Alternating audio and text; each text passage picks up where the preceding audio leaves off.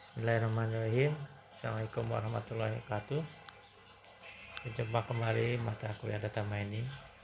Nah, ini kita akan bahas tentang asosiasi dengan algoritma a priori. Seperti yang kita ketahui bahwa a priori algoritma a priori merupakan algoritma yang klasik dan sering digunakan oleh para data analis untuk mempelajari aturan asosiasi. Mungkin rekan-rekan mahasiswa masih ingat bahwa beberapa aturan asosiasi diantaranya adalah irisan, gabungan, dan sebagainya.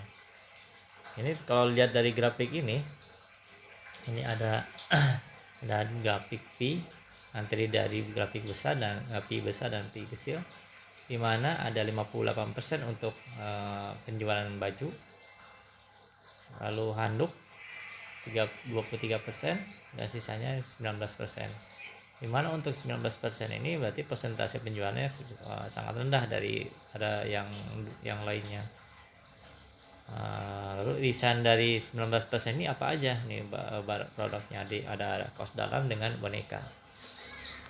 Jadi di sini ada permasalahan bahwa untuk penjualan yang di bawah 19% di bawah ini untuk kaos dalam dan boneka. Jadi ada masalah di situ untuk tingkat penjualannya.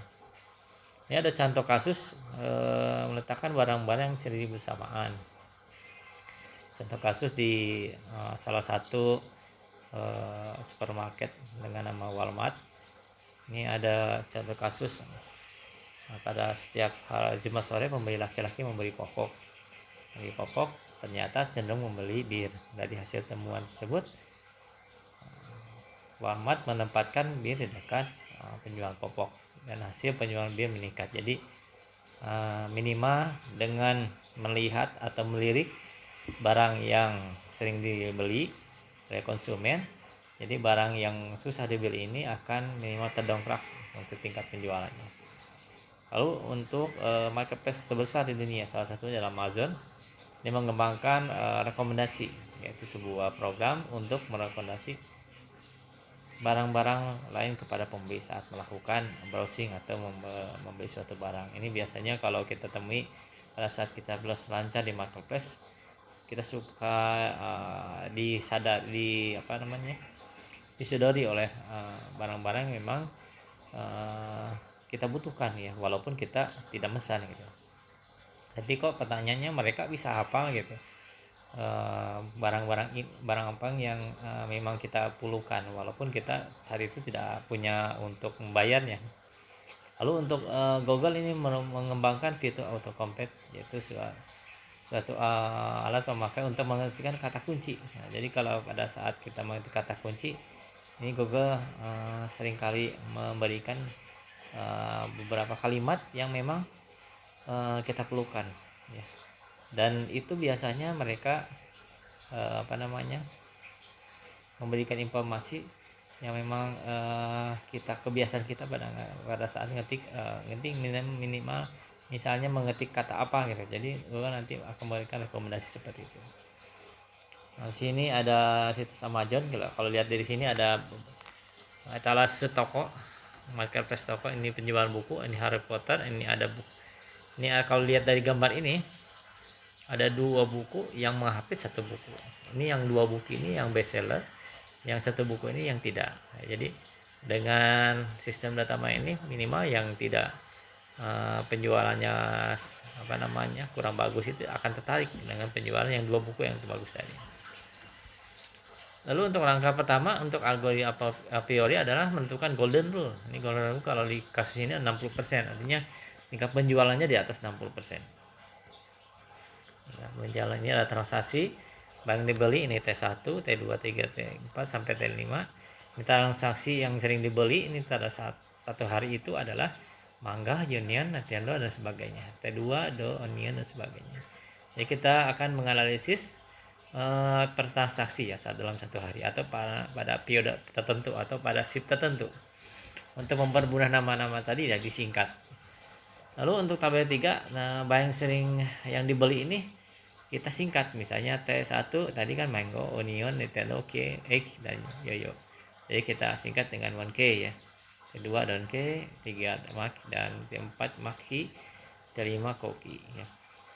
Ini ya, sebenarnya untuk memudah saja, untuk memudah perhitungan atau penganalisan. Jadi kata-kata barang yang tadi disingkat. Lalu kita lihat ini banyaknya transaksi per item. Ini untuk kita akan menganalisis untuk satu transaksi ini untuk item-item saja. Untuk barang-barang ini dalam satu bulan atau dalam satu minggu dan sebagainya. Ini barang M ini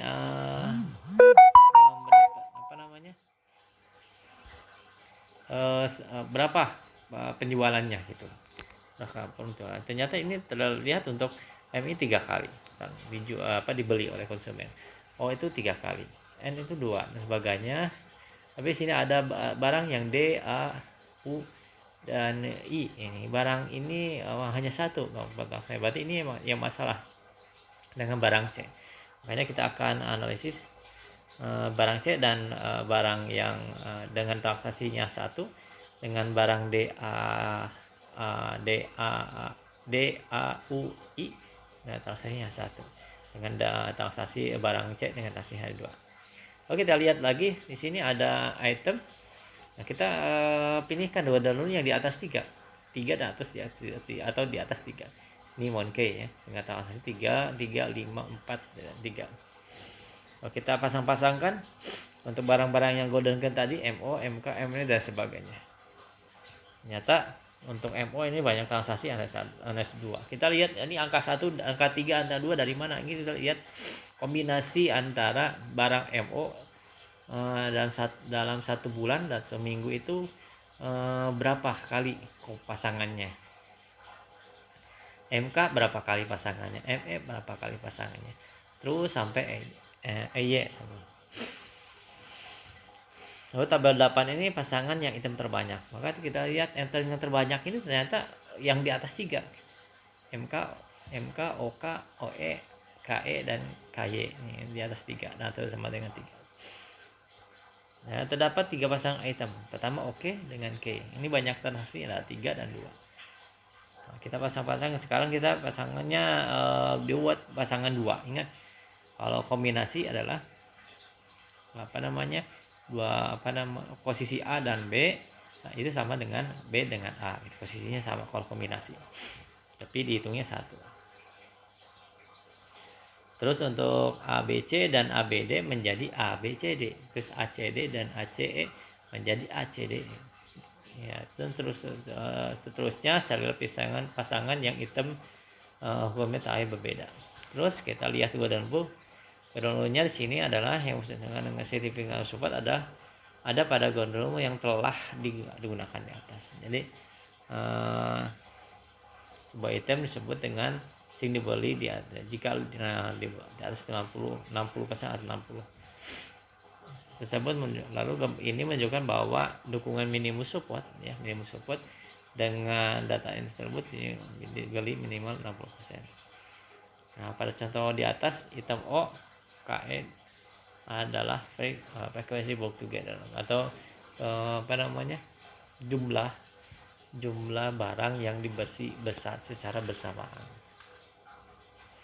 Nah, terakhir kita hitung asosiasi pada sumpuan ini kita buat misalnya keyakinan 3/3 misalnya jika O dibeli bagaimana kemungkinan K dan E dan dibeli pada transaksi A. Misalnya jadi hasilnya adalah 3/3 dikali 100% ya. Dengan 100%. Ini kita lihat berarti angka-angka ini. Jadi angka-angka ini merupakan angka-angka latihan yang memang kita bisa pelajari untuk algoritma asosiasi. Jadi di asosiasi ada ada 2, ada support, ada confidence. Kalau support ini adalah peluang dibagi populasi sampel dikali 100%. Jadi berapa peluang barang tertentu terhadap semua data. Tapi kalau confident adalah berapa peluang kombinasi antara barang D misalnya contohnya A dan B dibagi dengan barang A.